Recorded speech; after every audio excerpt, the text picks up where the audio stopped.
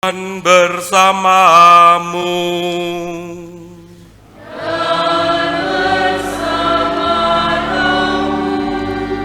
Inilah Injil suci menurut Santo Yohanes.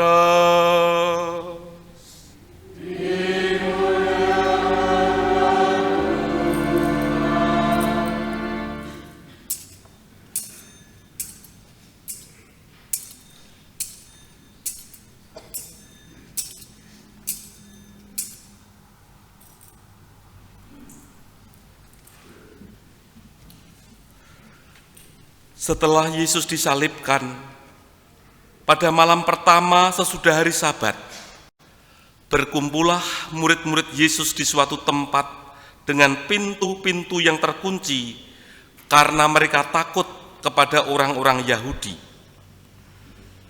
Pada waktu itu datanglah Yesus berdiri di tengah-tengah mereka dan berkata, "Damai sejahtera bagi kamu."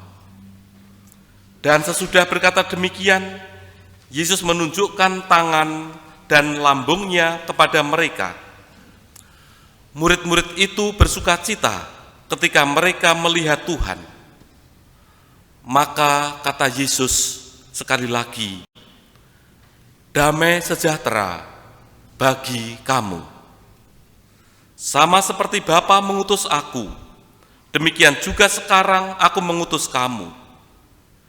Dan sesudah berkata demikian, Yesus menghembusi mereka dan berkata, "Terimalah Roh Kudus. Jikalau kamu mengampuni dosa orang, dosanya diampuni.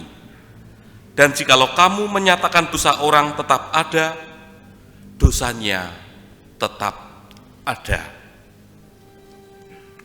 Demikianlah sabda Tuhan.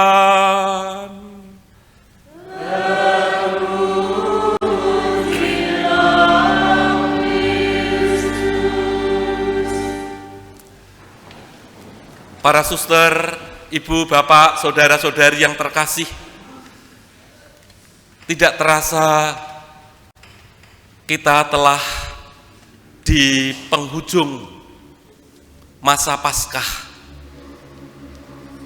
dengan hari raya Pentakosta. Kita sudah berjalan bersama-sama 50 hari dalam masa Paskah ini. Dan seluruh perayaan Paskah kita mahkotai dengan hari raya Pentakosta. Turunnya Roh Kudus atas para rasul. Dan sekaligus hari raya Pentakosta adalah ulang tahun gereja. Hari raya Pentakosta adalah kelahiran gereja. Gereja itu siapa? Gereja itu adalah kita semua. Maka pada hari raya Pentakosta ini kita diajak untuk kembali membaharui diri kita sebagai orang-orang beriman yang telah mendapatkan pencurahan Roh Kudus.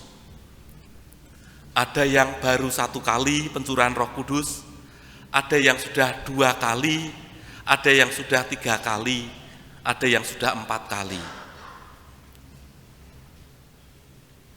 Bagi Bapak Ibu, saudara-saudari, ketika dibaptis, Bapak Ibu, saudara-saudari mendapatkan pencurahan Roh Kudus.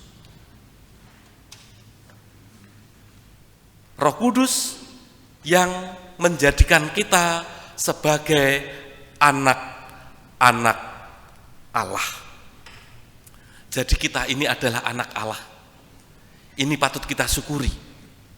Kalau seorang anak pasti mendapatkan apa dari orang tuanya? Warisan. Warisannya apa? Warisannya adalah keselamatan. Dan kita adalah orang-orang yang telah ditebus.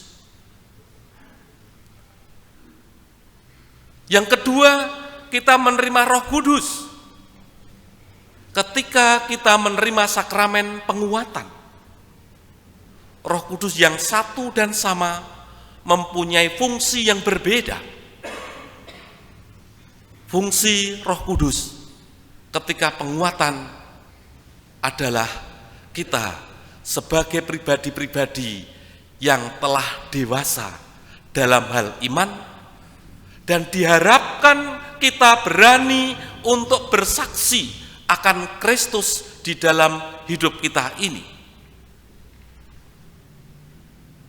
Kalau yang ketiga itu tahbisan imamat, atau yang keempat itu nanti tahbisan uskup.